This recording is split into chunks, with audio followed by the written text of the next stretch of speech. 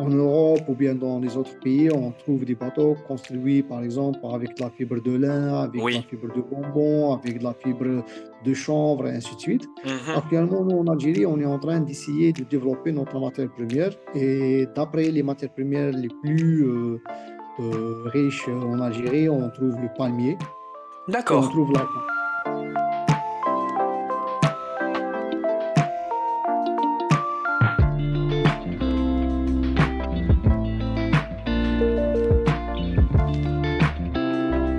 Bienvenue à tous les amis sur le nouveau podcast, le nouvel épisode de Dromia Matériaux, donc propulsé par Alexandre Créative. Dans un nouveau décor, vous pouvez le voir, un décor qui me ressemble. Bon, pour les personnes qui verront plutôt ça en vidéo, en audio vous pourrez pas le voir, ça c'est sûr. Mais voilà, un décor qui me ressemble, personnel. Au moins, je vous accueille vraiment chez moi pour parler des choses que j'aime, les matériaux. Et un invité pour ce nouvel épisode, ben, je vous présente un ami à moi, Rachid. Bonjour, comment tu vas? Bonjour Mike, c'est un plaisir de se voir. C'est un plaisir de fixer cette réunion pour parler un petit peu de domaine des matériaux. Oui, bah Donc, c'est gentil. j'espère que nos auditeurs ils vont apprécier notre présence avec eux. Je l'espère aussi, je l'espère aussi. En tout cas, bah, merci beaucoup d'avoir accepté d'être pour ce nouvel épisode. Alors, on va vous dire la vérité. On leur dit la vérité, Rachid, ou pas? On va leur dire la Oui, vérité. On l'a fait, vérité. c'est notre deuxième fois parce qu'on a eu un petit problème de tournage. Donc, après, on a dû se reprogrammer des timings et tout. Mais voilà, c'était une deuxième fois. Il en fallait bien une fois, n'empêche, pour cette émission. Alors, c'est parti. Bah écoute, Rachid, je vais commencer par Oui. te demander simplement de te présenter pour à nos auditeurs, savoir qui tu es, qu'est-ce que tu fais, et ton prénom, et tout ça. Allez, je t'en prie. Ah, d'accord, d'accord. Donc, c'est Rachid Benziden. Je suis docteur en génie maritime, beaucoup plus spécialisé dans la construction navale et structures maritimes et dans le domaine des matériaux et beaucoup plus dans le domaine des matériaux composites. Donc, pour résumer un petit peu mon parcours académique ou bien mon parcours Ton parcours, professionnel, oui. mon parcours académique, j'ai eu un bac maths, j'ai fait une licence en génie maritime, construction et réparation navale, un master en génie maritime, construction navale et structure maritime, et un doctorat en génie maritime, option construction navale et structure maritime, spécialisé dans les matériaux composites. Dans le domaine professionnel, je suis enseignant-chercheur à l'université du Mhm, Stodoro mhm. et aussi j'occupe un poste de fondateur-créateur d'un bureau d'études privé qui s'appelle Leaderman. Bon, Voilà. bah ça c'est top. Bah, tu nous en diras un petit peu plus sur Leader Marine et également sur tes interventions et tes cours au niveau de l'Université d'Oran, c'est ça? Et Voilà. donc ça sera dans une deuxième partie, mais pour le moment, on va parler de toi et surtout, notamment, qu'est-ce qui t'a poussé à faire de la science? Donc, Dis-moi. ce qui m'a permis de faire de la science en réalité, donc, tout d'abord, quand j'étais petit, j'ai aimé tout ce genre de calcul, les calculs mathématiques, les petits pièges, par exemple, pour trouver des solutions à des petits quiz et ainsi de suite. Ouais, tu étais Donc, déjà bien formaté, voilà. quoi. Tu étais déjà vraiment, on t'a Voilà, dans conditionné le pour côté ça, quoi. mathématique beaucoup plus. Voilà. Donc, avant, j'avais un rêve d'être dans le domaine d'aviation. Mhm. Je voulais être un pilote de chasse, mais après que j'ai eu mon bac, on s'est tombé dans une période là où il n'y avait pas la possibilité de faire cette spécialité. Mm. Donc, au niveau de l'université, j'ai fait mes inscriptions. Ils m'ont donné la spécialité du génie maritime. Au début, j'avais peur de cette spécialité parce que je ne sais pas exactement toutes les branches de cette spécialité ou bien qu'est-ce qu'on peut faire avec cette spécialité. Ouais, les spécificités, ouais, tout à fait. Voilà, voilà. Au fur et à mesure, on s'enchaîne les années. En arrivant au Master 1, on avait un très bon encadrant qui nous a donné vraiment la vraie notion scientifique, de la recherche scientifique. C'est pour ça qu'on a continué dans ce domaine et on est en train de pratiquer ce domaine, quoi que ce soit dans la vie professionnelle ou bien même de côté académique. Voilà. D'accord, très bien. Et du coup, ça me fait poser une question. Euh, En Algérie, comment vous faites en fait? Comment ça fonctionne vraiment Quand tu as ton baccalauréat, c'est toi qui choisis la branche que Ouais. tu veux. Il faut que tu aies une certaine note pour aller à une certaine discipline. Comment ça fonctionne? Parce que tu viens de nous dire que finalement, tu es tombé un petit peu par hasard comme ça dans les génies maritimes. Voilà, Alors, voilà. ça veut dire que tu ne l'as pas choisi. Alors, dis-nous Voilà, en au plus. début, bon, voilà. Donc, en réalité, après le bac, on a la possibilité de faire une inscription en ligne pour choisir les différents types de spécialités qu'on peut entamer à l'université. Mhm. Donc, on a à peu près 3 jusqu'à 10 choix. Donc, Oui, le classement, il se fait par la moyenne. Donc, on a un classement par moyenne et on a un classement aussi en fonction des moyennes des matières essentielles. Par exemple, on a deux moyennes, on a la moyenne globale du bac et ensuite on a la deuxième moyenne. C'est par exemple dans quelques domaines, nous utilisons une deuxième moyenne comme les maths, la physique et la chimie pour voir est-ce que l'étudiant est apte pour cette spécialité ou bien non. Donc, d'accord. c'est le Donc, bled c'est que nous utilisons en Algérie. d'accord. Et c'était pas ton premier choix alors, le génie maritime. Ben voilà, c'était pas mon premier choix. Mon premier choix, c'était l'architecture urbaine. Oui, oui. Le deuxième choix, c'était la maintenance industrielle. Et le troisième choix, c'était la génie maritime, effectivement. Donc, ils m'ont D'accord. donné le troisième choix. Finalement, ouais, bah, écoute, c'est vrai que c'est intéressant. Voilà, Finalement, tu fais de l'architecture, mais plutôt naval. voilà, voilà, Naval, ouais, effectivement. effectivement, où tu fais peut-être des immeubles sur des, sur des grands bateaux. Ouais, ouais, ouais, Voilà, c'est ça. c'est pas mal comme quoi, voilà, c'est ta petite anecdote finalement. C'est pas ce que tu voulais, Voilà. mais in fine, tu y es arrivé là et ben, c'est un choix comme un autre et ben, c'est tout à fait louable. De toute manière, regarde, ça nous permet de nous rencontrer, ça nous permet de discuter. Bien C'est sûr. ça le Voilà. principal. Donc, du coup, maintenant que tu t'es présenté, est-ce que tu peux nous présenter un petit peu plus ton travail? Donc, dans un premier temps, bah, son introduction, donc, tu nous as dit que tu étais enseignant-chercheur et qu'également tu es cofondateur et CEO de Leader Marine, qui est une boîte d'études, c'est ça? Donc, Voilà. c'est ça. Donc, tu réalises tout ce qui est quoi? Tout Donc, ce au qui est niveau, au niveau de plans de bateaux, c'est ça? D'architecture navale, des choses comme ça? voilà. Donc, au niveau du bureau d'études Leader Marine, Chief Design, Survey and Consulting, donc Hmm. on a différentes tâches à réaliser ou bien différentes prestations de services qu'on propose. Donc, on travaille beaucoup plus avec les chantiers, les chantiers navals qui entament la construction et la réparation navale. Et on travaille aussi avec les armateurs. Les armateurs, c'est les armateurs de bateaux ou bien les compagnies maritimes. Hmm. Donc, tout d'abord, on a des tâches de conception. On a des tâches de développement de différents plans, ainsi de suite, et différents calculs qui peuvent être effectués pour construire un bateau. Ouais, Et c'est on a top. aussi, voilà, on a aussi par exemple, le suivi de construction, le suivi de réparation, l'accompagnement des entreprises dans des réunions officielles ou bien des réunions professionnelles. On a même la possibilité, par exemple, de faire des expertises sur des bateaux pour le cas, par exemple, soit d'acheter un bateau ou bien de vendre un bateau, d'estimation, ainsi de suite. Hmm. Donc, toutes ces tâches, on peut les utiliser ou bien on peut le faire au niveau de notre bureau d'études.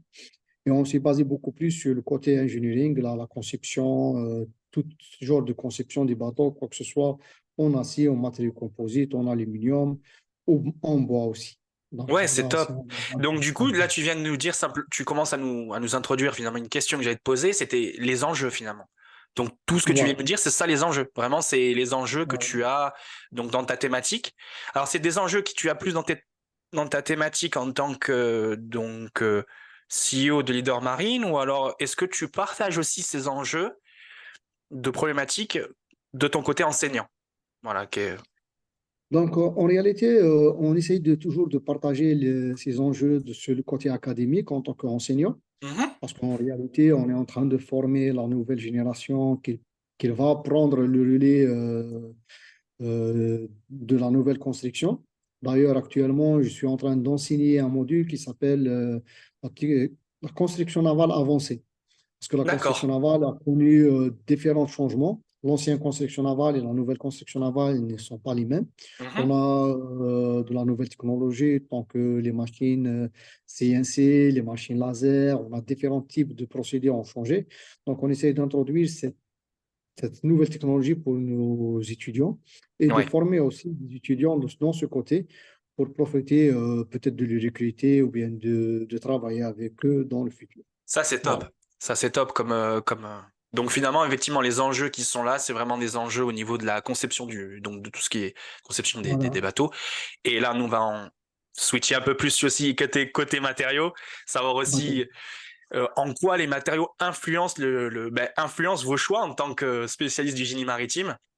Oui, Et là, j'ai une question qui me vient à l'esprit, c'est de savoir finalement les grands axes d'études que vous avez, oui. quelles sont-elles dans votre secteur? Et donc, quelles sont-elles par rapport donc au secteur du génie maritime et également par rapport à l'influence que le fait que vous êtes basé en Algérie et quels sont également ces, euh, ces grands axes, tout ça, voilà. Donc, en parlant, par exemple, des grands axes sur les matériaux qu'on utilise dans la construction navale, c'est ça? Oui, tout à fait. Dans un premier temps, Voilà. effectivement, dans la discipline, et après, quels sont finalement les verrous et les grands axes que vous avez par le fait que vous êtes localisé en Algérie? Ça veut dire, Voilà. Donc, voilà, c'était mes deux questions. voilà. Il y a deux questions en une. Il y Voilà. a deux questions. Donc, beaucoup plus sur les bateaux les matériaux utilisés dans les bateaux construits en Algérie, Hmm. on trouve beaucoup plus les matériaux composites tels que la fibre de verre et la résine. Donc, c'est des D'accord, très bateaux bien. construits en plastique, par exemple. Donc, on a aussi des bateaux en acier, on a aussi des bateaux en bois, on a aussi des bateaux en aluminium. Mais beaucoup plus dernièrement, on a la nouvelle conception en matériaux composites. Donc, c'est ta Beaucoup solution? plus. C'est ta Voilà, solution? c'est la solution. Voilà, c'est la solution vu que les équipements utilisés ici ou la possibilité d'avoir la matière première, ainsi de suite, au niveau de la rentabilité des chantiers navals. Voilà. D'accord, très bien. Parce que pourquoi là, est-ce que tu peux nous en dire plus? Donc, du coup, quels sont les défauts, enfin les défauts ou les avantages ou défauts, voilà, finalement, Voilà. entre les armatures qui sont faites, enfin c'est ça, on dit armature, n'est-ce pas, par rapport au bateau, Oui, la coque, la coque d'accord. qui est Donc, faite en acier, donc selon les types d'acier, parce que je présume que bon, les aciers c'est pas que du carbone et du fer, il y a aussi d'autres mélanges, d'autres éléments oui. métalliques, mais entre les aciers, le bois et les types de bois, parce que même les types de bois sont différents. Et finalement, le composite.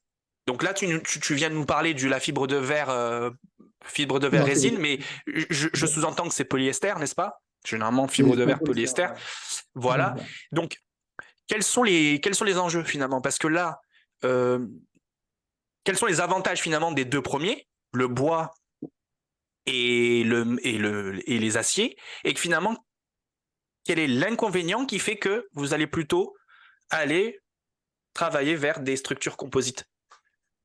D'accord. Donc, en réalité, à l'époque, en Algérie, on trouve généralement des chantiers navals qui utilisent toujours du bois ou bien de l'acier.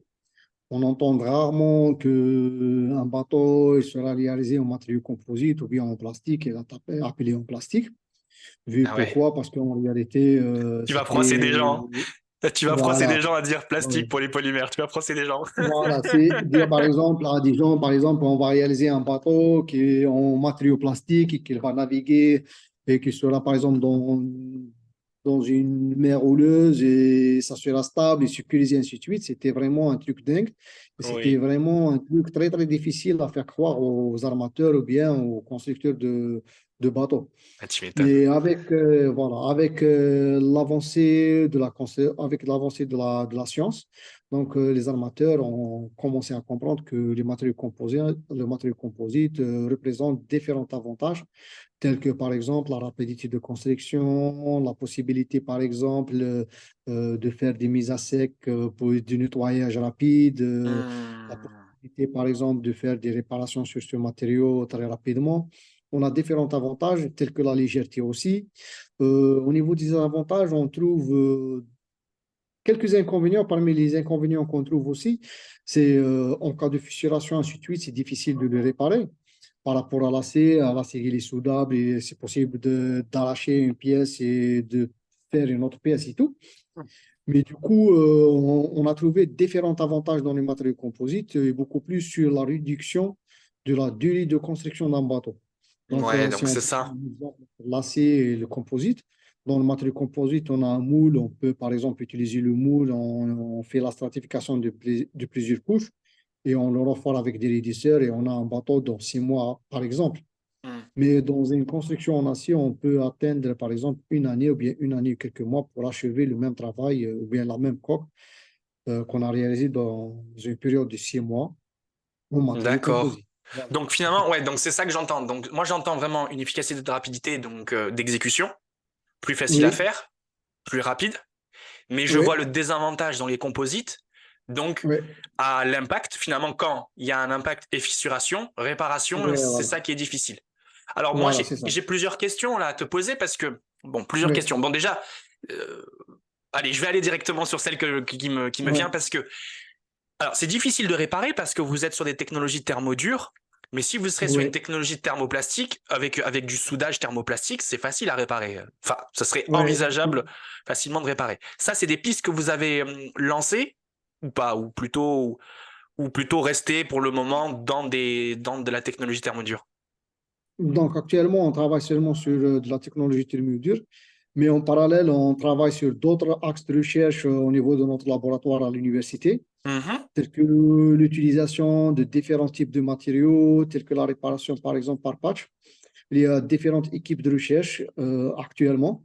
Il y a une équipe de recherche qui travaille sur la valorisation des matériaux biosourcés dans le domaine de D'accord, on va construction en navale. parler, on va en parler, on va en Voilà, c'est parler. c'est la première équipe. Et la deuxième équipe, elle travaille actuellement sur la réparation des structures par patch. Donc, la Ouais. réparation des structures par patch, en cas d'accident, en cas d'avarie, ainsi de suite, on a la possibilité de réparer la structure par patch et voir la possibilité de tenir, combien on peut tenir. On fait des essais de fatigue sur cette structure. Est-ce qu'il peut tenir, il ne peut pas tenir, ainsi de suite. Donc, on a ces Mm. deux équipes. On a une troisième équipe qui travaille, à vrai dire, sur les structures en béton.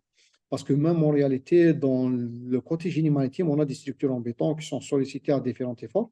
Donc, on a trois équipes qui travaillent sur ces trois axes. Plutôt pour le portuaire? Quand tu parles du béton, c'est Oui, vraiment c'est pour le l'aspect portuaire. portuaire plutôt, cette fois-ci? Voilà, l'aspect portuaire est beaucoup plus, par exemple, comme les offshore. Les offshore sont construits en béton. Oui, oui, je Voilà, vois. les offshore sont, Ok. voilà, Ça, voilà, ok, c'est pertinent. Je pensais pas, tu vois, les voilà. offshore. Ouais. Donc ça, Les offshore sont ouais. Donc je vois vraiment que vous avez finalement deux équipes. Une équipe qui va plutôt vers l'innovation biosourcée et une oui, équipe qui est là pour déjà continuer l'axe, je veux dire l'axe principal, qui est pour le moment donc des coques réalisées en thermodurcissable. Et oui, comment on peut réparer en attendant qu'on développe un autre axe, quoi. C'est ça vraiment que voilà, vous avez comme approche. voilà, Et, effectivement. et donc, du coup, vous êtes. Tellement de questions, j'ai trop de questions. Euh, Parce que en fait, je voulais poser une question sur le bois pour se Oui, dire que finalement, qu'effectivement, je voulais revenir en fait au niveau des matériaux. Et ma question que je voulais revenir, c'était sur le bois. Parce que finalement, par rapport à tout ce qui est des matériaux biosourcés, bon, le bois, il est oui. plutôt bien biosourcé, on va dire ça comme ça. Mais donc, le défaut du bois, c'est ce que je présume, c'est vraiment la mise en œuvre, c'est-à-dire que ça met beaucoup de temps pour faire un bateau en bois, n'est-ce pas? Donc, en réalité, au niveau de la mise en œuvre, ça prend un peu de temps. Oui, Ça voilà. prend pas, ça prend un peu de temps pour la première chose, mais le plus grand souci ici en Algérie pour les bateaux ou bien quoi que ce soit, même on trouve le même problème dans les autres pays, Mhm. c'est que la qualité pour réaliser un bateau, il faut une très bonne qualité de bois. Et D'accord, ok, ouais, il faut voilà, vraiment un type de bois précis. Ouais, voilà, je donc il vois. faut un certain âge, il faut un certain, il faut avoir quelques caractéristiques, il faut avoir différentes choses. Et malheureusement, il y avait une quantité de bois qui a été épuisée. Et en utilisant par exemple du bois jeune qui n'est pas vraiment mature, ça pose vraiment beaucoup de problèmes après. Mhm. Donc c'est pour cela on essaye d'éviter d'utiliser du bois actuellement. D'accord. Quoique, il y a des armateurs qui préfèrent d'avoir un bâton en bois. Les anciens armateurs, ils préfèrent d'avoir un bâton en bois et ça pose quelques problèmes actuellement. Mais c'est rare de trouver un armateur qui cherche un bâton en bois. La plupart, quoi que ce soit, Ouais. des bateaux. Donc c'est ton rôle, de toute façon, de toute manière, c'est ton rôle de commencer à introduire des nouvelles technologies auprès des armateurs, Voilà, de leur tenir au courant des avancées et leur dire, bah, voilà. écoutez, vous pouvez avoir un bateau en plastique, les gars. Et ça marche Allez-y, ça bien. marche. Il n'y a pas de problème.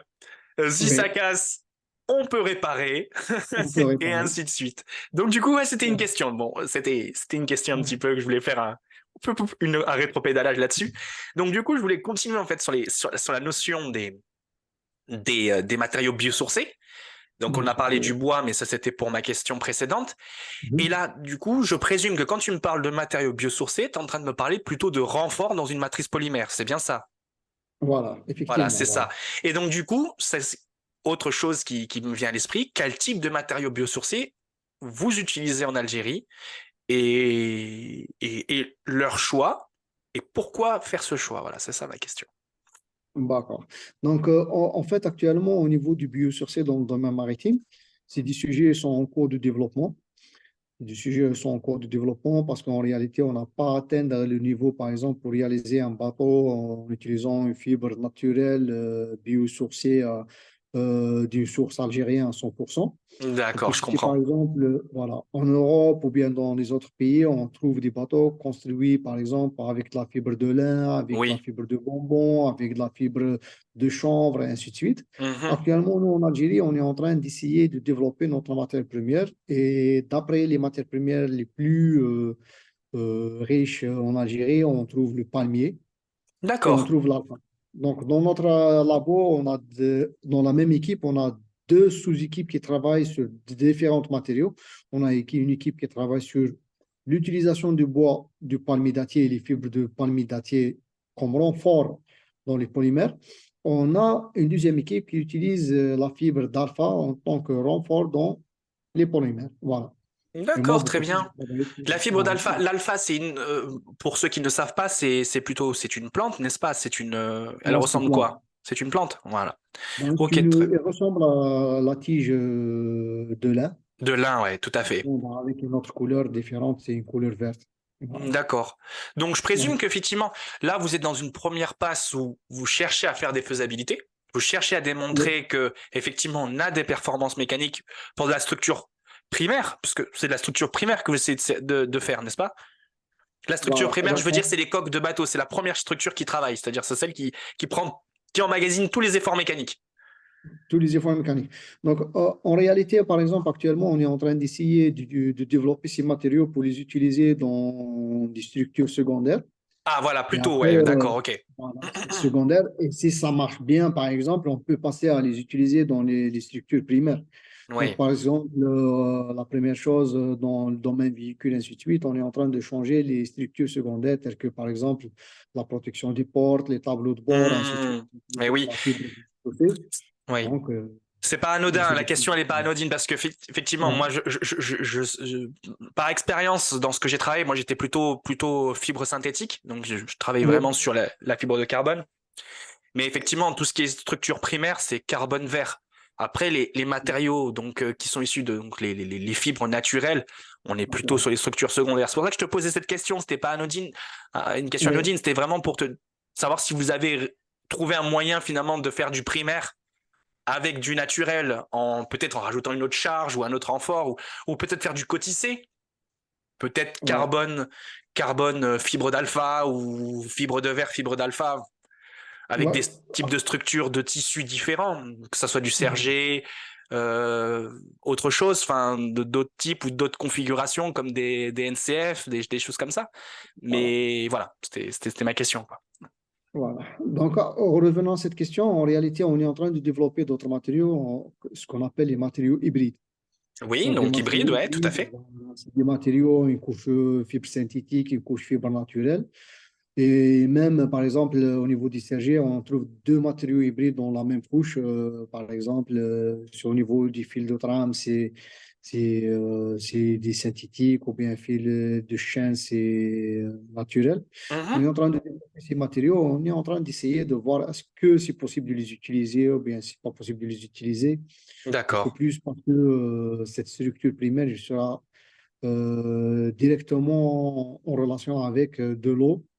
Et là, on a un Ça boit, paramètre très ça important. La fibre boit. naturelle, ça absorbe. Eh Voilà. oui, la fibre naturelle, ça absorbe, ça boit. Mais de toute façon, même les polymères qui ont un aspect hydrophile, hein, qui ont des têtes polaires, Oui, ils vont boire. Hein. De toute façon, que ça soit l'époxy ou le polyester, ça a des têtes polaires, hein, oui, ça boit. Donc ça prend un peu voilà. l'humidité. Euh, c'est vrai que voilà, c'était donc vraiment. Mais ça me vient une autre question encore également, ça veut dire que ça fait que comment dire ça? C'est vrai que ça fait pas mal d'axes finalement que vous travaillez, parce que vous travaillez à la fois sur le Voilà. matériau, à la fois sur la structure. Est-ce que vous êtes plutôt, est-ce que vous travaillez la structure du tissu? sur la matrice, ça fait beaucoup quand même. Donc, vous êtes vraiment ciblé peut-être plus matériaux et vous avez dit, bah voilà, nous, on va travailler sur un tissu, par exemple, sergé de 2 et que on reste sur ce format-là et après, on modifie que l'aspect du matériau parce que ça fait beaucoup de facteurs. Hein. Si vous faites ça, c'est que vous êtes Euh, fort. Hein. voilà. En tout cas, bravo. Hein. Voilà, donc beaucoup plus, on s'est basé sur le côté mécanique, on travaille sur la mécanique des matériaux. Et après, on essaye, D'accord, par exemple, de développer différents axes de recherche dans le même matériau. Par exemple, une d'accord. personne qui travaille sur la Focus structure. matériaux. Ok, Voilà, voilà. focus matériaux. Alors, parce que Voilà. c'est une vraie question parce que c'est énormément de paramètres. Parce que d'un point de vue Voilà. la structure, rien en étudiant les propriétés mécaniques d'un matériau ou effectivement d'un ensemble de matériaux pour faire un composite, il y a beaucoup de choses qui rentrent en compte. Donc effectivement la structure des plis, également le type de tissu, est-ce que du roving, est-ce que du sergé, Mhm. est-ce que c'est du taffetas, est-ce que du satin, est-ce que c'est autre type de fibre, est-ce qu'on a des cotissés, le type même de la fibre, est-ce que Oui. finalement il y a une sorte d'attache, voilà, Voilà. il y a donc des mots aussi que j'ai un peu perdu, mais comment on appelle ça là? Je l'ai plus en tête, hein, je l'ai plus en tête. Le Ouais. grammage linéaire, voilà, c'est ça, le grammage linéaire, mais je l'ai Ouais. plus. Ça portait un petit nom en termes de fibres. Mais ouais, en fait, il y a énormément de paramètres et ça, ce serait une multitude. Finalement, ça, c'est une multitude de stages ou même de sujets de thèse, hein, tous ces paramètres Oui, à c'est faire ça. varier et tout ça. Ok, non, ça c'est pas mal. Et clairement, maintenant, sur quoi tu travailles? Sur quoi, si tu peux nous en parler, bien sûr, sur quoi tu travailles? Est-ce que donc, je présume que tu travailles vraiment maintenant matériaux, mais alors, quels sont Oui. tes sujets? Et quelle est Donc, finalement ta solution par rapport à toutes ces problématiques qu'on a levées dans le secteur? Quelle est ta solution que tu veux oui. apporter? Actuellement, je travaille sur un nouveau matériau. C'est beaucoup plus, c'est le côté structure.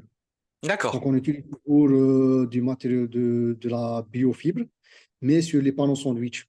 Donc, dans ma thèse, j'ai travaillé sur la fabrication ou bien l'élaboration des panneaux sandwich en utilisant, par exemple, en tant que âme, le bois de palmier, le déchet de d'accord, palmier. Et en utilisant, par exemple, les pots, on a utilisé de la fibre de palmier courte avec une résine époxy. Donc actuellement, d'accord. ce qu'on est en train d'étudier, on est en train d'étudier une nouvelle structure pour l'âme. Couramment connue dans la littérature, c'est la forme du nid d'abeille qui a la plus de rigidité, la plus de souplesse, il a pas mal d'avantages dans la construction des panneaux La plus sandwich. légère Mais également? actuellement, voilà, elle est plus légère. Mais actuellement, on a une nouvelle forme qui s'appelle la forme exotique des D'accord, très panneaux bien. sandwich exotiques. On est en train de travailler sur les paramètres ou bien les performances mécaniques des panneaux sandwich à armes exotiques. Donc, la forme exotique, c'est une forme un petit peu J'allais te poser la comme, question. voilà, comme le papillon.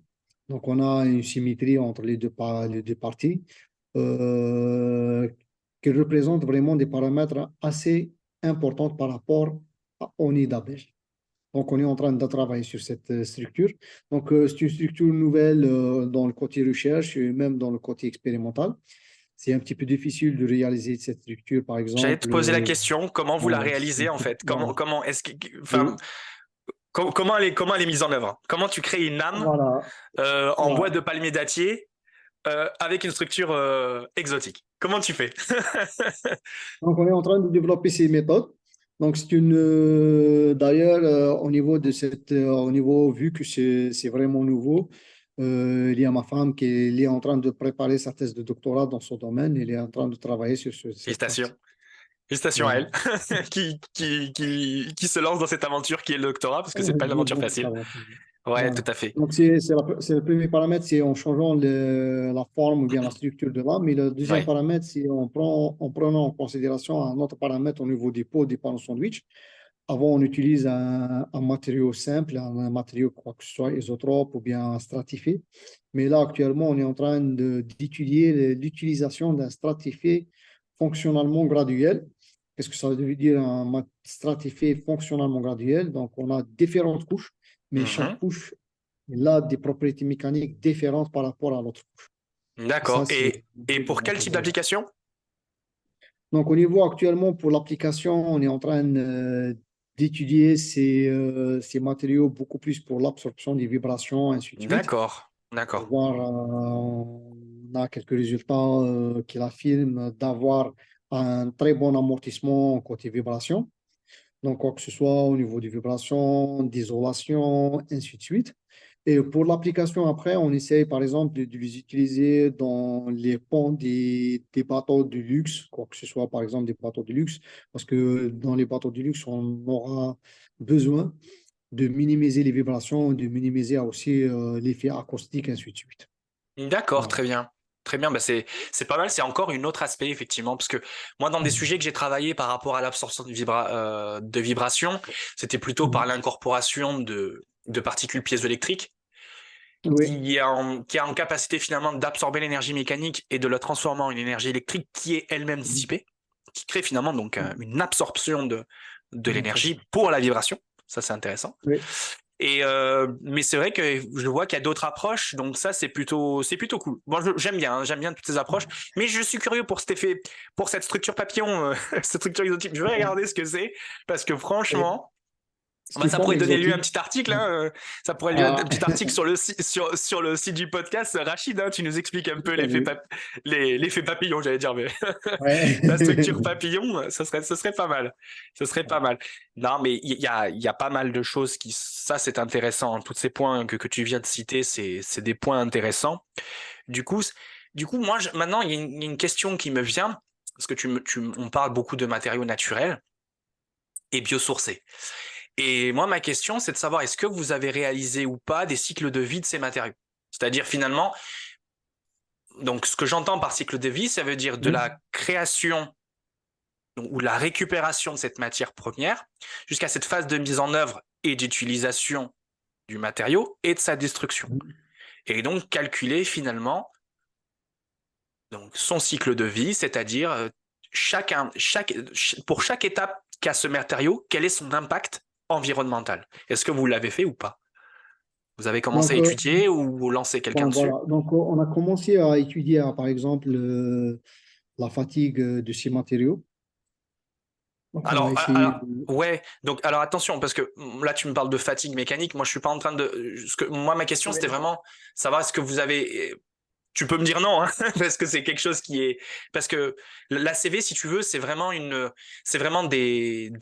méthode de réalisation où tu vas calculer finalement quel est l'impact, donc l'impact de chaque procédé sur ton Oui. environnement. Ça veut dire en termes de consommation énergétique, consommation de matière, empreinte carbone, toutes ces choses-là. Pourquoi je te pose cette question? Mhm. Parce que par expérience, dans les cas que j'ai rencontrés moi, quand je travaillais en tant qu'ingénieur de recherche, c'est vraiment il y a des cas où tu peux être en biosourcé, tout va bien, Oui. d'accord, mais ton matériau biosourcé, ben finalement, il peut pas se recycler. Oui, Et donc, effectivement. s'il peut pas se recycler, personnellement, moi, tu peux me donner un biosourcé qui peut pas se recycler, ben moi, j'adhère pas. Je préfère un matériau Oui. de pétrosourcé qui peut être Oui. utilisé une fois, deux fois, trois fois, et que finalement, son impact environnemental, il va être abaissé. Une des façons de pouvoir réutiliser ces matériaux, ben, c'est celle-ci, hein, c'est ce qu'on fait nous chez Alexandre Oui. Créative, c'est-à-dire la transformer en une œuvre d'art ou donc ouais, voilà, la transformer en une œuvre d'art parce que c'est des objets qui ne sont pas utilisés de manière structurelle, donc finalement on peut utiliser Voilà. n'importe quelle chute ou déchet. Mais toi, est-ce que c'est des choses que vous avez commencé à investiguer ou pas? Voilà, c'est une question. Tu as le droit de me dire non. Voilà. Bon. Tu as le droit de me dire non. Actuellement, on se base beaucoup plus sur le côté structure, études structurelles, est-ce que c'est faisable, la faisabilité, ainsi de suite. D'accord, donc ouais, Donc, ça vient dans un par deuxième temps. exemple, voilà. Donc, par exemple, le côté au niveau, on est en train d'essayer de voir, par exemple, le côté de leur réutilisation après le cycle de fin de vie, et ainsi de suite. On a trouvé vraiment différentes difficultés. Et parmi ces difficultés qui nous poussent, par exemple, quelques problèmes, par exemple, les résines utilisées actuellement sont des résines non dégradables. Donc, c'est des résines polystère, ainsi de suite, ou bien la résine plastique. C'est des résines qui ne se dégradent pas avec le temps. Je On trouve comprends. des difficultés de ce côté, mais on essaie, par exemple, pourquoi on s'est personnellement, pourquoi j'ai choisi de travailler sur les panneaux sandwich. Dans un panneau sandwich, l'âme qu'on est en train d'utiliser, on peut dire que jusqu'à 90% de notre matériau est un matériau biodégradable qui peut se dégrader directement après C'est ça, l'incinération. c'est ça, ça c'est top. Voilà. Ça c'est Donc top. après, 10%, c'est vraiment léger par rapport à ce qu'on a en tant que matériau. Voilà. Ouais, je comprends très bien. De toute façon, c'était une question que je te posais parce que je Mhm. comprends très bien que dans un premier temps, il faut qu'on fixe les paramètres. On fixe Oui, une matrice d'études, qui est une matrice d'études qui est archi connue dans la littérature, qui nous permet de savoir et d'anticiper des erreurs qu'on pourrait avoir pendant les phases d'analyse. Donc c'est pour oui, ça qu'on utilise des matrices d'études. Mais c'est vrai que dans un deuxième temps, l'ACV, c'est quelque chose qui commence à être incontournable. oui, Pourquoi? c'est ça. Pourquoi? Parce que j'insiste dessus. Et c'est des choses que j'insisterai avec mes invités finalement là-dessus, hein, notamment quand on parle de matériaux, parce que ça fait tomber ça fait tomber des barrières en fait, des clichés, Oui, à se dire ben le biosourcé c'est super cool. Ben en fait non, si le biosourcé il est pas recyclable, il est pas super cool oui, pour moi. voilà. C'est bien d'avoir un matériau qui type une fibre d'alpha, de lin, de chanvre, qu'on peut la récupérer, Mhm. qu'on la récupère, qu'on peut refaire pousser dans un nouveau sol, tout ça. En termes de production, on est bon. Mais dit qu'elle est née dans une matrice polyester, ben finalement, il n'y a que le broyage. Il n'y a plus rien à faire Oui, d'autre. Donc ouais, voilà, c'est ça. C'est des petites choses comme ça que j'essaie de militer un peu contre ça.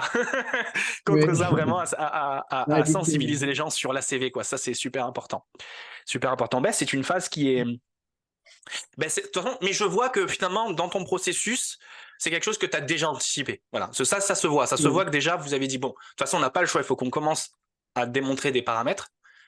oui, Mais dans un second temps, ça, c'est quelque chose qu'on va regarder, quoi. on va Et je prendre en pense que considération, ça voilà. peut donner des lieux à pas mal de choses. Et du coup, là, je vais venir plutôt sur le matériau. Ça, c'est une belle transition pour venir sur le matériau et vraiment l'origine du matériau. Donc, tu m'as parlé du palmier dattier et de la fibre d'alpha. Et donc, je vais te Mhm. poser la question un petit peu naïve. Pourquoi finalement? Mhm. Pourquoi ces deux matériaux? Enfin, Ben, je me doute de la réponse, mais je te tends la main donc, pour que parce tu que la en donnes. réalité, voilà. Donc, le premier matériau qu'on utilise, c'est les déchets du palmier dattier. Voilà, ok. Parce qu'en réalité, on n'utilise pas le palmier en lui-même, ou bien, mais ce qu'on est en train d'utiliser, le palmier dattier, on a les palmes. Cette palme avec les feuilles, on la coupe à peu près 2 fois, 3 fois pour dégager le soleil, pour dégager de l'air, pour avoir de meilleures dates. Donc, et Ouais, ce déchet qu'on l'éclaircissement. coupe, voilà, pour l'éclaircissement, ainsi de suite. Et ce déchet qu'on coupe actuellement, il est vraiment non utilisé. Donc, à l'époque, nos ancêtres les utilisent par exemple pour allumer du feu, pour avoir de la chaleur, pour construire des petits paniers ou bien pour construire des trucs artisanaux. Mais Mhm. actuellement, ces déchets ne sont pas vraiment utilisés. Donc, la plupart de ces déchets sont jetés dans des endroits ou bien ils seront dégradés, par exemple, avec la tempête ou bien d'autres choses. D'accord, Donc, mais en naturellement. réalité, Elles sont pas incinérées? ma- Des fois, vous incinérez pas les choses? C'est pas des déchets qui sont non, brûlés ou des donc, choses comme ça? c'est comme ça. D'accord, ok. Donc, nous, qu'est-ce qu'on a fait? On a essayé de récupérer ces déchets, qu'il y a abondant vraiment avec un très grand masse en Algérie. On va récupérer des parties de ce déchet et les développer dans la construction des panneaux sandwich, par exemple, ou bien de construire des matériaux biosourcés en utilisant jusqu'à 35-45% en fraction massique de ces matériaux dans nos composites. Ouais, ça Donc c'est ça, top. c'est la première chose. Et pour l'alpha, on la trouve vraiment en abondant dans le côté saharien. C'est une plante qui se pousse toute seule. Donc il suffit seulement quelques conditions et c'est une plante qui résiste même à des très hautes températures et des très hautes chaleurs. Donc c'est pour ça qu'on s'est basé sur ces deux paramètres, sur l'alpha et sur le déchet de bois de palmier dattier. Et dernièrement, j'ai entamé une petite étude, elle est encore fraîche, c'est une étude sur l'utilisation du déchet d'olivier. Donc après la récupération d'olive, donc on Mhm. peut par exemple avoir de l'huile d'olive et en utilisant le déchet qui sort après l'huile d'olive, on peut l'utiliser en tant que charge ou bien dans les non-matériaux. Tu Voilà. veux dire tous les noyaux de l'olive. C'est-à-dire au niveau du broyage, Voilà. tu peux affiner les noyaux sous forme de particules, enfin de particules, Voilà. de petits Exactement. fragments, parce que particules c'est très petit quand même, de Oui. petits fragments, de petits objets, Oui. et effectivement le mettre comme charge pour obtenir des Voilà. propriétés mécaniques un peu différentes. En fait, plus pour viser à avoir des propriétés mécaniques égales à celles d'une matrice, ou et à la fois pour pouvoir en fait utiliser de bonnes matrices, c'est ça? C'est-à-dire en fait, Voilà. voilà, c'est ça, ok. Ouais, c'est pas mal, c'est vraiment intéressant comme approche. Il y a pas mal de choses. Là, moi, quand tu me dis ça, je percute et je fais le lien directement avec l'épisode précédent de Dromia Matériaux, donc fait avec Nizami Israfilov, qui nous avait vraiment parlé donc du CO2. Et moi, je lui avais évoqué Oui. cette question de souveraineté. J'ai dit, bah, ça, c'est top. J'ai dit, si on est capable de récupérer du CO2 et qu'effectivement, donc sur notre sol, et de ce CO2, on peut faire des petites molécules qui peuvent être utilisées après, donc dans la chimie, chimie pharmaceutique, des choses comme ça. Finalement, on récupère une forme de souveraineté sur notre matière première. Et là, c'est ce que tu Voilà. nous montres. Tu nous dis également que le fait de travailler vraiment sur le palmier dattier, la fibre d'alpha, des déchets d'olive, D'olive. de ces choses-là, c'est finalement travailler avec des matériaux du pays et redonner une souveraineté au pays. Ça, je trouve ça vraiment Voilà. intéressant. Ouais, c'est vraiment bien ça. Et du coup, d'un point de vue impact environnemental et ACV, on est bon. Parce que t'as pas des Oui. trucs de déplacement, t'as pas trop de déplacements à calculer, des choses comme ça. Tu vois? Non, Voilà. mais c'est top, hein, en termes de projet, c'est top. Et du coup, c'est des choses que tu travailles beaucoup avec tes étudiants. T'as réussi à faire beaucoup le parallèle entre ce que tu fais en tant qu'enseignant, donc tes activités de recherche, tes activités au niveau de ton bureau d'études. Et est-ce que tu as Oui. réussi à donner des cas, grâce à ça, donner des cas concrets à tes étudiants? Oui, bien sûr. Donc, ce que je suis en train de, actuellement, par exemple, au niveau académique, on peut dire qu'on a deux volets. On a le volet, par exemple, enseignement sur le côté construction, Mhm, l'architecture, la mhm, conception, ainsi de suite. Et ça, c'est pour les étudiants de licence, master. mhm. Et côté recherche, c'est autre chose parce qu'au niveau du doctorat, on essaye de cibler vraiment des sujets très importants. Oui, évidemment. Donc, voilà, dans ce cas-là, par exemple, on essaye de travailler sur des matériaux qu'on peut utiliser dans différents axes, tels que, voilà, dans différents axes, par Ouais, exemple, dans le domaine de construction navale et tout. je comprends. Donc, les deux parties sont différentes entre les licences master et doctorat. Mhm. Donc, au niveau du doctorat, on a ciblé des sujets de recherche, beaucoup plus, Oui, mais avec une possibilité de les utiliser au niveau de bureau d'études ou bien d'autres ouais, choses. c'est top. Mais je comprends. C'est bien de faire le Voilà. parallèle, parce que c'est toujours bien de faire le parallèle entre vraiment ce qu'on voit sur le terrain et ce qu'on est capable d'enseigner aux étudiants. Parce que moi, ce que j'ai trouvé vraiment des fois dommage, c'est que au cours de certains TP que j'ai pu donner, des choses comme ça, on donne des choses un peu bateau. Bon, il faut bien apprendre les bases, Oui, mais ça vaudrait le coup vraiment des fois d'impliquer plus les étudiants et de plus les sensibiliser à tous ces sujets et ne pas rester voilà. vraiment bloqué sur bon bah voilà bah, c'est le programme, on leur apprend ça, on leur enseigne ça. Donc c'est plutôt pas mal. Bah écoute, ça fait une belle transition pour nous, pour passer sur une autre transition au niveau du podcast, qui est une transition plutôt mindset, travail. Là, c'est plutôt à toi que je parle, Rachid, Oui, vraiment à toi, pas oui. vraiment à ta recherche. C'est vraiment que tu nous présentes un peu. Donc là, tu nous as parlé vraiment au niveau de ton étude. Et là, j'aimerais Oui. vraiment que tu nous parles au niveau de ton sentiment. C'est quoi ton sentiment, ton état d'esprit sur le secteur en Algérie? Comment on peut l'évoluer? Comment on peut faire en sorte que il est mieux valorisé des questions de ce type. Au niveau de la spécialité, en réalité, en Algérie, je tiens à citer que la spécialité du génie maritime, c'est la seule en Algérie. On a une seule université qui exerce cette spécialité. Donc, on a un seul département en Algérie, c'est le département de génie maritime à l'Université des sciences et des technologies à Oran. Donc, je tiens à citer aussi que c'est le seul département en Afrique. Impressionnant. Donc, on a des étudiants en Afrique qui viennent en Algérie pour étudier cette spécialité, la génie maritime. ainsi de suite. Dernièrement, normalement, ça fait 1 année ou bien 2 ans, nos confrères en Tunisie ont lancé un département de ce côté. On Mhm. trouve aussi des départements dans d'autres pays, mais rarement en Afrique ou bien en Algérie. Donc, cette spécialité, au début, elle a été négligée par différents étudiants. Et parce qu'en réalité, on trouve des difficultés pour trouver des postes d'embauche, et ainsi de suite.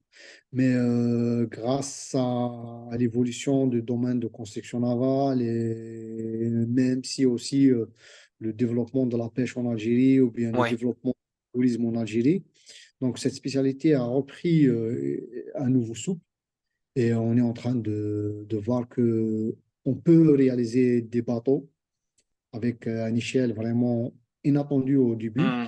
Et on peut aussi réaliser, par exemple, différents projets dans le côté maritime. D'ailleurs, ça fait l'année dernière, on a lancé le troisième panier. Donc, Mhm. d'habitude, la plupart des plus grands bateaux, on les achète à l'étranger. Mais Oui. actuellement, on a lancé la construction des bateaux qui dépassent à peu près les 40 mètres. On a Ouais, c'est construit, top. voilà, Donc, on a construit. t'es plutôt serein sur la perspective d'avenir, parce que là, j'allais te poser la question finalement, mais tu viens déjà d'entamer un peu les prémices. C'est ton propre Oui, ressenti sur le secteur. Parce que là, c'était voilà, plutôt la c'est mon. question vraiment, donc ton état d'esprit sur le secteur, mais là, ton propre ressenti, toi, t'es plutôt vraiment optimiste sur le fait que vous pouvez vraiment aller de l'avant sur le secteur, proposer des nouvelles Oui, solutions, proposer des matières oui. pour pouvoir réaliser des nouveaux bateaux et toutes ces technologies-là. Donc ça, c'est plutôt bien. Et donc du coup, et j'allais te poser la question sur les perspectives et propositions. Et tes perspectives Oui, propositions, c'est plutôt donc l'utilisation du composite, c'est ça? L'utilisation du oui. composite. Mais c'est vrai que là, moi, j'ai te posé une question sur les gros tonniers. Les gros tonniers, on est toujours sur des technologies, je pense, en acier. Mais Actuellement, est-ce qu'il y a un peu de... On remplace par des pièces composites sur ces gros tonniers-là? oui, Je dis vraiment effectivement. des Donc, paquebots, quoi. Je parle vraiment du paquebot, les choses comme ça, quoi. non, c'est pas les paquebots, par exemple, mais au niveau des Ah, matériaux tonnier, paquebot, c'est pas composites, la même chose, ouais. Oui, c'est vrai, c'est donc, vrai. au niveau du tonnier, par exemple, des bateaux de pêche, ou bien des bateaux de plaisance, ainsi de suite, on peut y aller Mhm. jusqu'à une longueur de 50 mètres ou bien 50, on peut y aller même Ah jusqu'à oui, 62 mètres. oui. On voit, En par technologie exemple, polymère? Avec oui, du voilà. composite? Avec Ok. du composite, on peut y aller jusqu'à 62 mètres. À peu près, le 62 maximum, c'est mètres. 62 mètres. Et au-delà de 62 mètres, ça serait vraiment trop difficile pour réaliser des bateaux de cette dimension. Mais par Mhm. exemple, on trouve des yachts de très grande dimension qui sont fabriqués en matériaux composites. On trouve aussi des bateaux de pêche qui sont construits en matériaux composites. Ouais. Les derniers bateaux qu'on a construits, c'est des bateaux de 35 mètres, sont en matériaux composites, en fibre de verre et de la résine polystère. Mais c'est une résine polystère isophthalique qui est dédiée directement pour la construction navale.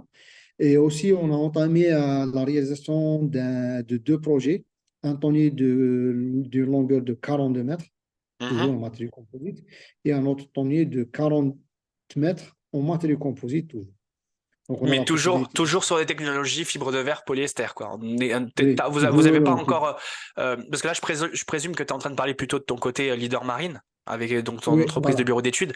Mais vous avez fait, mais quand même, tu as réussi à introduire un petit peu de composite biosourcé, enfin, je veux dire, un renfort biosourcé, quelques éléments, ou alors t'as pas réussi encore à les introduire parce que vous n'êtes pas assez mature dessus. D'accord. Donc, au niveau, par exemple, on a essayé d'introduire les biocomposites à petite échelle. Donc là, Mhm, on a réalisé, ça fait 2 ans, on a réalisé une planche, par exemple, utilisée pour les plongeurs professionnels. mhm. Donc, vous savez qu'un plongeur professionnel, il a besoin des petites planches avec un petit drapeau pour être localisé, par exemple, en Oui, cas de passage d'un bateau, pour la oui. sécurité, et ainsi de suite. On a commencé à réaliser ces prototypes en utilisant de la fibre de jute et avec une usine biosourcée. Et c'était très bien marché. On a commencé aussi à réaliser des kayaks avec de la fibre naturelle, avec un tissu de jute, Mhm, avec une usine partiellement biosourcée. ouais. Ça a été très bien marché aussi. Donc, il y a un petit souci, c'est qu'en réalité, c'est les produits en utilisant de la fibre naturelle, ça coûte vraiment trop cher par rapport aux produits synthétiques. Une histoire Donc, de coût. c'est Ok, donc on voilà, revient vraiment à question de l'histoire de coût. coût, c'est ça qui est malheureux. Ouais, c'est Voilà. dommage. C'est Donc, dommage. c'est question de coût, c'est un petit Ouais, peu je cher comprends. actuellement, Je comprends. mais on essaie de gérer ce côté. Ok, très bien. Bon, Voilà. ben, on va entamer un petit peu la dernière phase de notre Ouais, entretien ensemble. Et là, je vais vraiment encore plus parler de toi. On va rentrer encore ouais, plus en profondeur sur, sur qui est ouais, Rachid. Du coup, tes ouais. perspectives un peu professionnelles et ton évolution, Rachid. Qu'est-ce que tu, tout ça, tout ce chemin, il t'a amené à Mhm. finalement un résultat. Et qu'est-ce que tu peux nous en dire un peu dessus? Donc, en réalité, au niveau des perspectives, et si on essaye de diviser, on a différentes perspectives, quoi que ce soit au niveau académique, on essaye de changer un petit peu le programme euh, fixé par les anciens, parce qu'en réalité, il faut toujours être d'une manière actualisée. Il faut actualiser Ah toutes oui, nos toujours être formations, il faut au niveau actualiser. au top. Voilà, Toujours voilà, il être au faut top. Ouais, actualiser les ouais, ouais. formations, il faut actualiser, par exemple, quoi que ce soit, les outils utilisés ou bien le programme utilisé. Ça, c'est parmi les premières perspectives. Hmm. Le deuxième perspective, pourquoi pas de lancer par exemple, une unité de fabrication des panneaux sandwich pour l'isolation en matériaux composites ici en Algérie qu'on peut exporter à l'étranger, ou même, par exemple, d'utiliser, par exemple, la fabrication des pièces, quoi que ce soit primaires ou bien des pièces secondaires, des structures réelles, telles que par exemple, qui peuvent être utilisées dans le domaine automobile, ou bien dans le domaine naval, ou bien dans tous les domaines à peu près. Donc, ce Oui, sont des perspectives un petit peu grandioses et beaucoup plus, pourquoi pas, d'entamer toujours ces perspectives par le lancement d'un laboratoire pour réaliser vraiment des essais de caractérisation dans tous les côtés des nouveaux matériaux qu'on peut utiliser dans le domaine maritime ou bien dans le domaine quotidien, quoi. ouais, je comprends. Je comprends très bien. Bon, c'est une belle Mhm. perspective d'évolution et notamment, et là, Mhm. dedans, toi, comment tu t'inscris? Toi, Rachid, Rachid Ben Zidane, comment tu Oui, t'inscris dans cette démarche? Est-ce que euh, oui. ouais, comment tu t'inscris? Je ne sais pas comment te le dire d'autre. Ben, voilà, donc la première chose, comment on essaye de... La première chose au niveau des sujets pour les étudiants, ainsi de suite, Hmm. il y a une nouvelle tendance, c'est le lancement des petites entreprises ou bien c'est Oui, des entreprises start-up. promouvoir ces startups, promouvoir des idées Voilà, d'étudiants c'est pour pouvoir start-up, ainsi de finalement. suite. Toi, tu veux t'inscrire là-dedans? Ouais, Voilà, ouais. donc actuellement, on est en train de lancer des étudiants dans ces entreprises start-up. Mhm, On travaille avec eux sur des sujets d'actualité pour avoir le label, pour avoir, par exemple, un truc breveté, ainsi de suite. mhm. Donc, le fait de lancer ces étudiants dans des nouvelles entreprises, c'est déjà, on peut atteindre un pourcentage de nos perspectives et ensuite, on essaye d'enchaîner les idées, ainsi de suite. Voilà. Ouais, c'est top.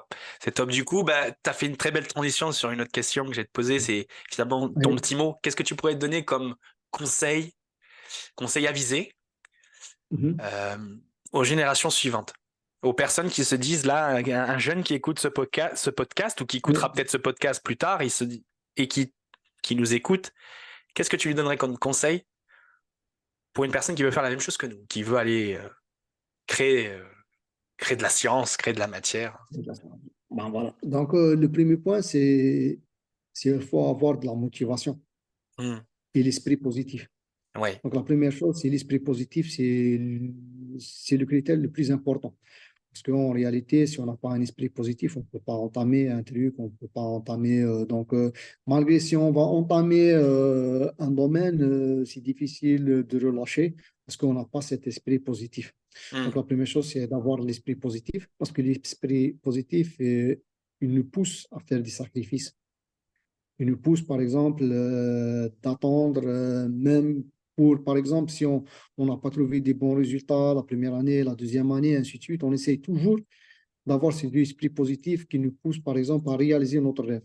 Ouais. Et c'est la première chose, c'est l'esprit positif. La deuxième chose, donc, il faut fixer des petits objectifs. Ouais. Donc, si on essaie, par exemple, de fixer un très grand objectif, on aura une très grande difficulté pour atteindre notre Pour but. l'atteindre, tout à fait. Donc, pour cela, voilà, pour cela, il faut fixer des petits objectifs et on essaie.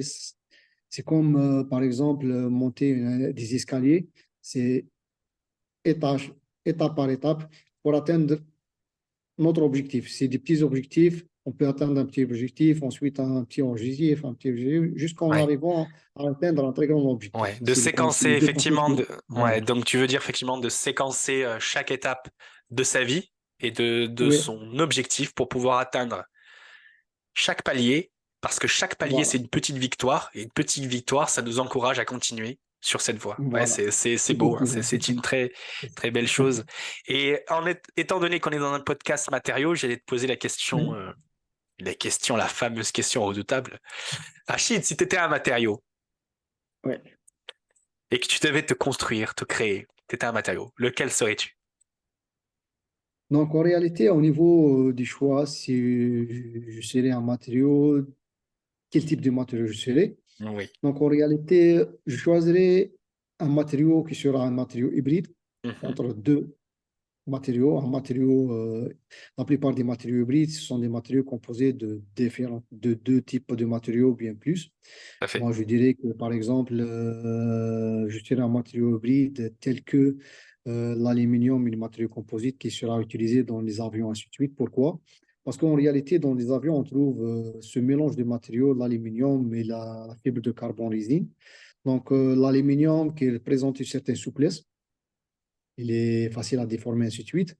Et le matériau, la couche de matériaux composite, fibre carbone, résine, qui représente une certaine rigidité, ou bien il est très rigide et c'est un Mhm. matériau Oui. Ouais, je qui est comprends. facile à casser. Donc là, il faut avoir les deux qualités pour atteindre un certain, par exemple, pour atteindre quelques buts dans notre vie, ainsi de suite, il Des faut avoir de la objectifs. souplesse et de la rigidité. Donc, il faut utiliser les deux paramètres en même temps. Des fois, on est obligé d'être souple pour atteindre notre objectif et des fois, il faut être rigide vraiment ou bien il faut avoir Ça, de la rigueur pour c'est atteindre ça. un certain objectif. Voilà, Ouais, c'est ça. je C'est comprends. pour Ok, ça que très bien. voilà. Belle image, belle image, belle Voilà. image. Bon, ben, on en arrive au terme de cet entretien. En tout cas, c'était Oui. super de l'avoir fait avec toi. Rachid, quels sont tes réseaux sociaux où on peut te suivre? Si quelqu'un il écoute ce podcast, qu'il a envie de te suivre et te dire, bah tiens, je vais contacter Rachid pour lui parler Voilà. de sa thématique parce que il fait des choses super intéressantes.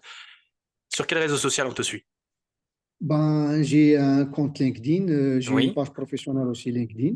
Donc, Mhm. j'ai une page, un compte personnel, Rachid Benziden, sur LinkedIn. Mhm. J'ai une page professionnelle de mon bureau d'études, c'est Leader Marine 2 sur LinkedIn. Et aussi, je suis disponible sur Facebook et sur WhatsApp. Voilà. D'accord, très bien, très bien. Bah, écoutez, merci beaucoup en tout cas de nous avoir écoutés. C'était un plaisir d'avoir Oui, échangé avec toi, Rachid. N'hésitez pas à le soutenir le plaisir est partagé, podcast, hein. Mike. N'hésitez pas à Oui, soutenir le podcast si vous le souhaitez. Un petit 5 étoiles, ça fait oui, plaisir. Ou un petit like sur bien YouTube sûr. aussi, ça, pour la vidéo, ça serait top. Et merci Rachid. Bah, je te laisse le mot de la fin, un petit mot de la fin. Donc, tout d'abord, je te remercie, Mike, pour cette interview. Ça fait plaisir de partager nos connaissances avec différentes personnes. Et c'est un début. Et on aimerait bien programmer d'autres séances pour parler de la nouveauté de nos produits ou bien parler de différents axes de recherche qu'on peut entamer ou bien qu'on est en train d'exercer au futur. Bah, Voilà. ça sera fait. Ça sera fait. Bah, écoutez, merci beaucoup Rachid d'avoir accepté cet entretien. En tout cas, ça me fait Avec extrêmement plaisir. plaisir, Mike. Merci beaucoup à tous les auditeurs qui nous écoutent et on se retrouve pour un prochain épisode de Dromie un matériau. Prenez soin de vous, des bisous et on se voit bientôt les amis. Salut. Merci Rachid. Avec plaisir.